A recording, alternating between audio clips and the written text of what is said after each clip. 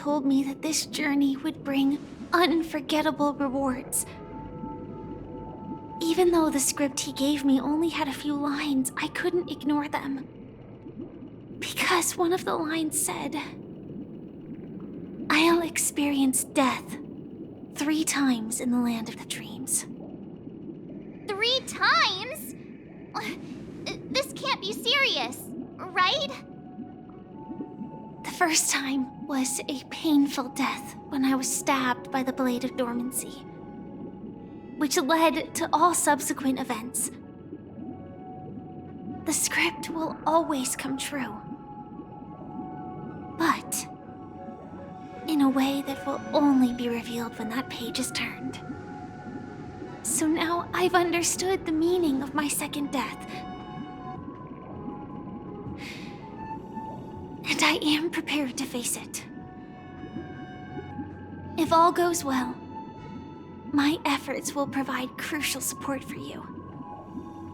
Only by achieving victory in this battle can we secure a future for Penacony. And only then,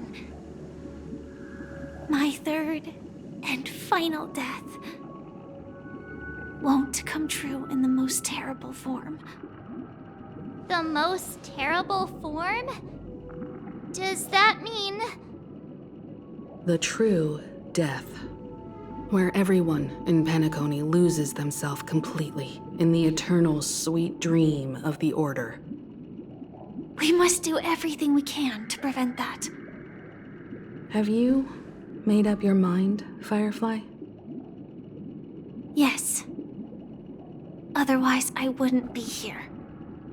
Thank you again for your assistance for the Astral Express. May we meet again, in reality. Yeah. Farewell, everyone. May your trailblazing expedition never end.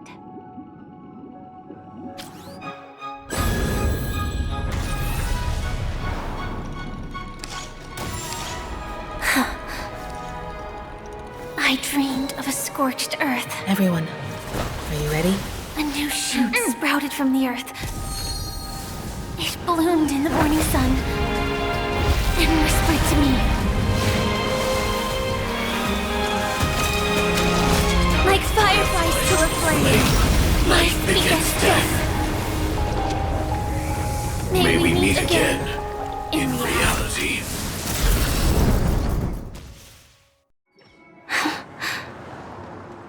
After today, Japella's name will disappear from cosmic history, and the Everflame Mansion will take its place. In the not-too-distant future, you'll receive an invitation. That's your next stop. Land of the dreams. Penacony. I hope you find whatever you seek there. Be it answers or salvation. You mean my 3 deaths? Silverwolf told me about it. It's such a shame that it's not part of my script. Well, I want to live. I'm never afraid of death. The opposite of death is eternal life, and that's something I'll never desire. People die, and I am no exception. Death is like a script, a fate that cannot be defied. But that's exactly why we have to choose where we want to rest forever. Do you exist just to perish? Are you not the same, Blade? The end you desire is not one dictated by others. If I were to die now, I would only be a weapon. I believe I should die as a human. Though its definition escapes me, isn't this the answer that ordinary people look for their whole lives? A name that can be carved onto their tombstone. The tombstone that belongs to me once bore the inscription, Glamoth's Iron Cavalry. Then it changed to Stellaron Hunter. But one day, it will bear the name Firefly. And all the brilliance she showed at the end of her life.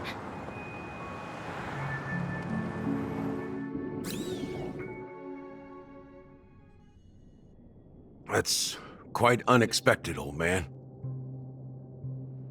Who would have thought your crazy plan would actually work? Do all you nameless fools just act on a whim? I can sense that this false sweet dream is coming to an end. The nameless may be young, but they had the ability to achieve this goal. Just like you did in your time. It's a shame you won't be able to see it firsthand. Maybe I won't either. Once something fictional is seen through, it ceases to exist. Yeah, not just those nameless. Even Mr. Wings is just like you. Stubborn, won't listen or give up, no matter what. Well, fate is unpredictable, I guess. If we weren't bound by those cursed paths, maybe we could have had some good talks. But in the end, we managed to do it. And now we can find solace. Remember how those idiots cursed us? They said, "Go to hell, you worthless traitors!" Well, I don't know if they really meant it, but if longing for freedom means going to hell, then I'll be joining you soon, you fool. Let's get together and have supper again in hell. Oh, I almost forgot. There's one more thing. Here's to you. A glass of hello and goodbye, Trailblazer. To the imperfect tomorrow. It's warm here, isn't it? You're lucky to have found shelter from the rain. Let alone fresh berries in this desolate place. I was just following the scent of life. It's particularly strong in a place like this. It's a shame these berries don't have much flavor. Seriously? In case you didn't know, this fruit is pretty juicy. The only downside is that when you chew it, it becomes extremely spicy.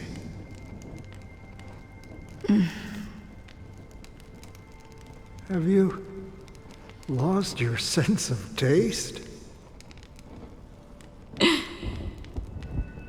I can still taste certain things, like a faint sweetness.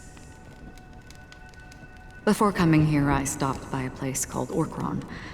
It had barren cliffs and nights lit by bonfires. Burgundy snow would fall from the sky, and when it landed on my tongue, it tasted like raspberries. The flavor wasn't exactly sweet, but it left a lasting impression. When I think back on my past, I realize that what's tying everything together isn't the big events, but rather these small yet unforgettable moments. Don't worry about it. Losing oneself is a reality that every self-annihilator must face. At least I haven't completely lost my senses and memories yet. Well, congratulations on adding another footnote to your journey. By the way, are you always alone? No, I had a companion in Orkron. She's a short, nameless girl who aspired to explore IX. She always said she'd walk a path deeper and farther than Akavilis. Quite an ambition for such a small girl. So, what happened? She became stagnant water. Well, my condolences. Condolences. I don't need them. The girl left with a smile. She never regretted her choice and most definitely wanted me to say goodbye with a smile. So, that's what I did. That's proof that you're grieving for her. Or perhaps I'm just afraid. Afraid? I rarely sense that emotion from you. What do you fear? I'm afraid I'll forget the 30 days I spent with her, just like all the other days in my life. Most of them have already washed away with the rain, disappearing into an unseen realm. I fear that those vivid red memories will fade away too. There isn't much color left, and besides this faint, warm red, there's almost nothing. Hard to imagine. A ranger accustomed to bloodshed, destruction, and chaos finding warmth in the red color. Because I have experienced this warmth many times. Long ago, I promised someone that I'd bring it to more people. And that for every remaining moment of my life, I'd strive for a better ending for all. As long as this red color still lingers, I have a chance to fulfill that promise. It represents a burning fire, a blooming flower, the berries in this cave, and life itself, fleeting yet still dazzling. In the end, it will lead me beyond the horizon of existence. And on the other side, I will cut off nihility. The one blessed by the sleeping and shapeless is considering how to kill them. That's truly pure nihility. But you're right about one thing. After spending so much time near this stagnant water, only when I look at this vibrant red fire do I realize that I'm still alive. When will this rain ever stop? Perhaps when the sorrows of the departed have finally quieted down, the sky will clear up.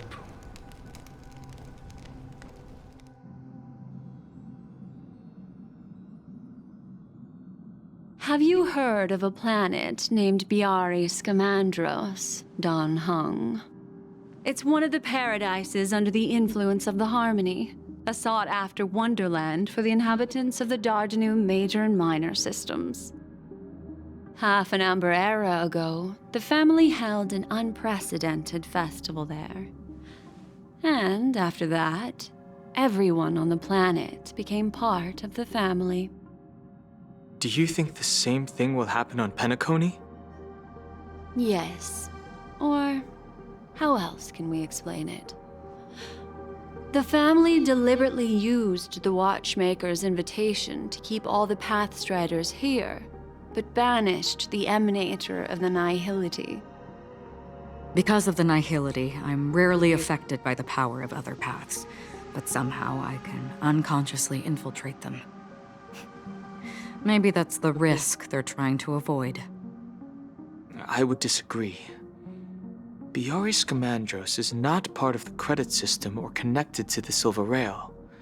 It's nothing more than a remote civilization sheltered by the Harmony. But Penacony is different. If the family messes with Penacony, that would be like declaring war on almost half of the factions in the cosmos. They have no reason to do that. No, they don't. If they truly serve the Harmony, that is. What do you mean? The path in Penacony is impure. The Harmony here has impurities. Do you remember the ancient swarm disaster? Tazeront, the propagation, brought endless havoc to the universe, and it eventually evolved into a fierce battle among all eons. 2 paths lost their eons in that war, the propagation and the Order. Coincidentally, their downfall is related to a certain eon. Xipe, the Harmony. Legend has it that they participated in the crusade against the Imperator Insectorum, and devoured Anna the Order for unknown reasons. Holy forgaroni. So you're saying that the 2 leaderless paths are working behind the scenes? But I don't see any descendants of the propagation in Penacony. Could it be that the remnants of Beyond the Sky Choir are hiding within the family, trying to resurrect a fallen eon? I can't say for sure, but they're definitely planning something for the Charmony Festival. Holy whoop. Now, this is getting way too complicated. Is this why you want us to leave Asdana right away? Are you giving up? The Charmony Festival will start soon. There's one thing that I need to confirm no matter what. A warp jump is the best way to do so. Time is running out. I have another plan.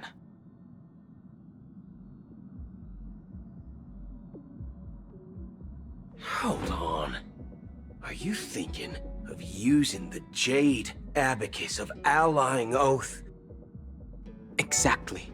The assistance from the Lawful Cloud Knights would be enough. Think it over carefully. You can only use that once in your lifetime. I have considered it thoroughly. My companions are... they're also once-in-a-lifetime treasures.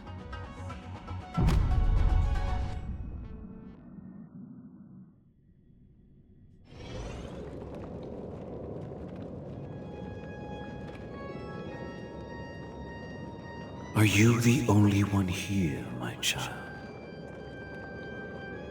The Nameless is quite the diplomat. Our secrets have spread like wildfire within the family. And IPC starships are gathering towards Astana. This is a crucial moment for us. So, where is the Chosen One who harmonizes the varied sounds?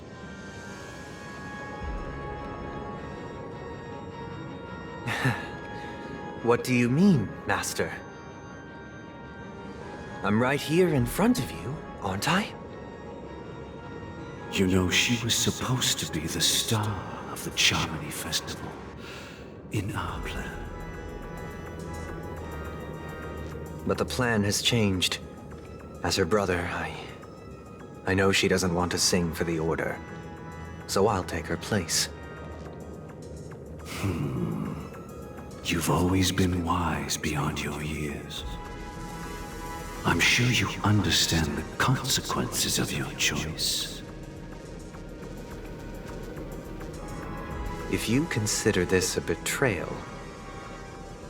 well, there can't be 2 suns in the sky. I'll step up and take down the other sun if necessary. Do you believe in karma? If karma exists, then everyone has their own karma. You have yours, and I have mine. And my karma has nothing to do with you, Mr. Gopherwood.